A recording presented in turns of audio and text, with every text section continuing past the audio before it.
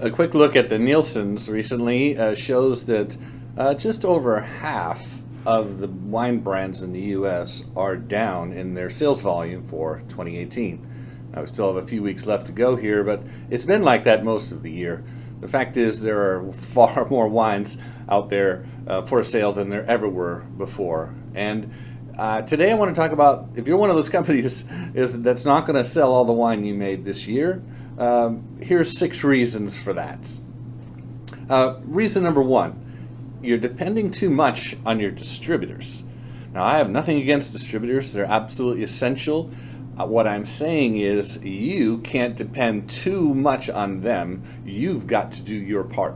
All they can do is magnify your efforts. And if you're not in that market, and I mean working that market alongside them, then don't expect them to do very much for you. If a good mantra is, if it's important to you, you're going to have to do it yourself. Distributors are overwhelmed. They have a lot going on.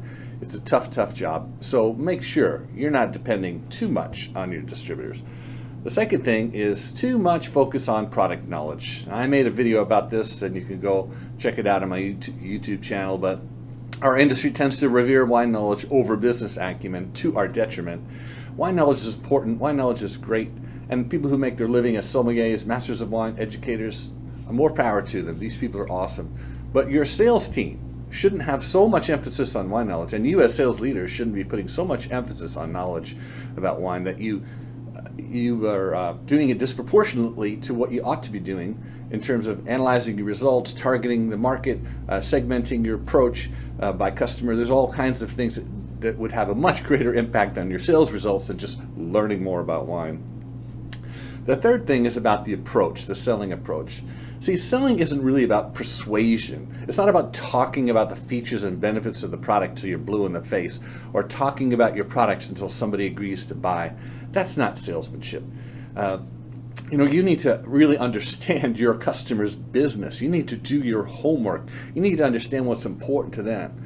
Your Chardonnay, with its lees having been stirred every 6 weeks, is not that much distinct from every other Chardonnay whose lees got stirred this week. So don't focus so much on that. Focus on the customer's business. Well, how is your Chardonnay going to help them sell more wine? How is your Chardonnay going to help lower their costs? How is it going to help improve their guest satisfaction? These are things that you should be focusing on. The fourth reason is treating all customers as if they had the same value. I really don't like this metric that we tend to use called accounts sold, because it implies that each account is of equal value. If you have 100 accounts sold, well, that's good to know. It doesn't really mean anything unless you are in 100 of the accounts that are capable of the vast majority of the volume in the market. You really need to step back and analyze. It is absolutely true that 80% of the business in any market comes from 20% of the customers.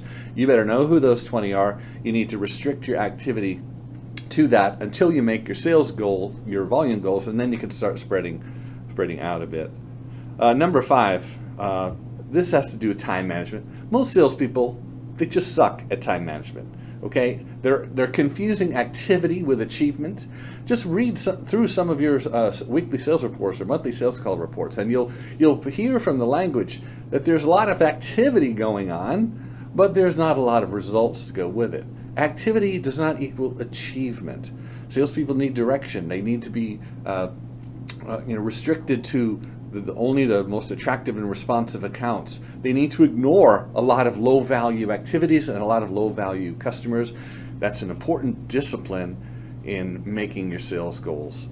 The 6th reason is that you don't sell all the wine you make is you don't have a super clear picture where every case, every bottle is sold now, by account, by trade channel, by customer type. And if you're getting this information from the distributors portal, oh my gosh, there's a whole nother level of analytics that you could have access to. And somebody needs to be paying attention and redirecting the course of the salespeople's activity accordingly. So you need to be purchasing your own RAD data from a reliable source, and you need to have the tools and the skills to analyze it so that you can take action on it. So I went through these kind of fast, but this is serious stuff. Take a hard look at your organization. If for any reason you feel like some of these 6 apply to you, we should talk. My phone number and my email is on the screen. Reach out. We'll have a little chat about putting together a strategy to ameliorate some of these things and get your sales going in the right direction. 2019, right around the corner, a great time to have a solid plan to accelerate your sales volume. Thanks.